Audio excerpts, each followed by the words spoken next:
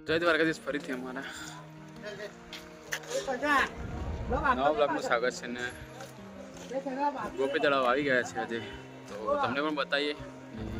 બ્લોગમાં બની રહ્યા છે ચેનલ પર નવા હોય તો લાઈક અને સબસ્ક્રાઈબ કરી દેજો જઈએ તો ફાઇનલી મિત્રો આપણે ગોપી તળાવ આવી ગયા છે અને અહીંયા એ રૂક્ષ્મણી માતાનું મંદિર છે અને અહીંયા તરતો પથ્થર જોવા મળે છે તો એ પણ તમને વિડીયોમાં બતાવીએ તો મિત્રો આ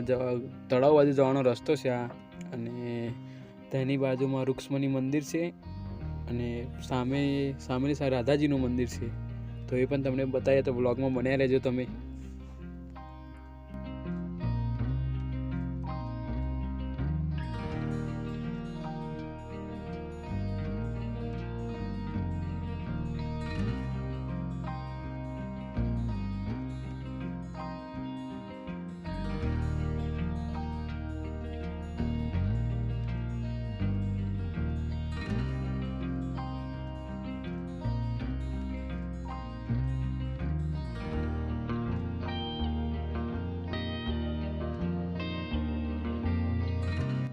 તો મિત્રો રૂક્ષ્મણી મંદિરનો આ પ્રવેશ દ્વાર છે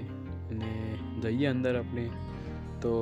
જોઈ શકો છો વિડીયોમાં કે આ રૂક્ષ્મણી માતાની મૂર્તિ છે અને તેની જ બાજુમાં તરતો પથ્થર મૂકેલો છે એ તમે કાચના બોક્સમાં તમે જોઈ શકો છો કંઈક આવી રીતે કંઈક પથ્થર દેખાય છે જે પાણીમાં ડૂબેલો છે પણ છતાં તે તરે છે પાણીમાં ઘણા બધા શ્રદ્ધાળુઓ અહીંયા આ પથ્થર અને રૂક્ષ્મણી માતાના દર્શન કરવા માટે આવે છે અને આવો બીજો સામે મૂકેલો છે ત્યાં તમે ટચ પણ કરી શકો છો તો ત્યાં આપણે જઈએ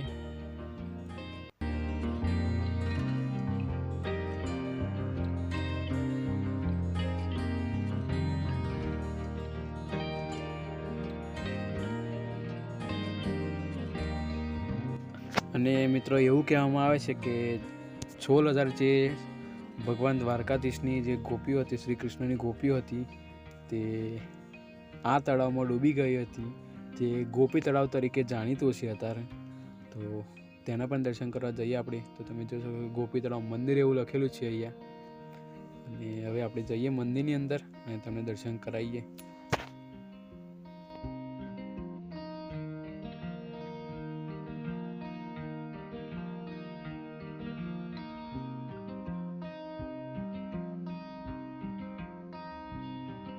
તો મિત્રો મંદિરની અંદર ગોપીનાથજીની મૂર્તિ મૂકેલી છે તમે જોઈ શકો છો અંદર કે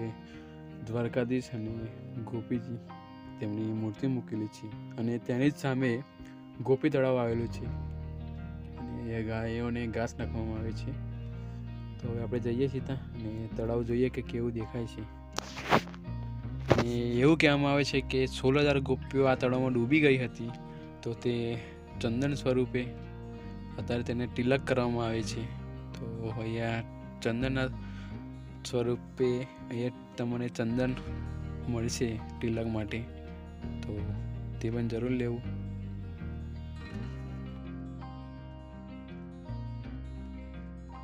क्या बोलती तुम कुछ बोलती भाई नहीं हम नहीं बोलती छोटी छोटी चीज है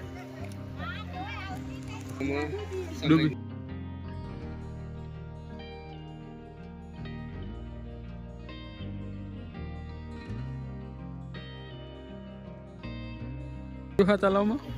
16,000 ગોપીઓ આ તળાવમાં સમાઈ ગઈ બરાબર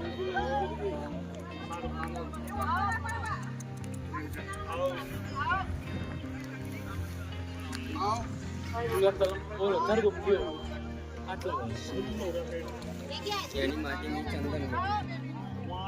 એ આ ચંદન આ વેચે છે એ જ તો મિત્રો વ્લોગ કેવો લાગે જરૂર કમેન્ટ બતાવજો તો મળીએ તમને નવા વ્લોગમાં ત્યાં સુધી બાય જય હિન્દ જય ભારત જય દ્વારકાધીશ રાધે રાધે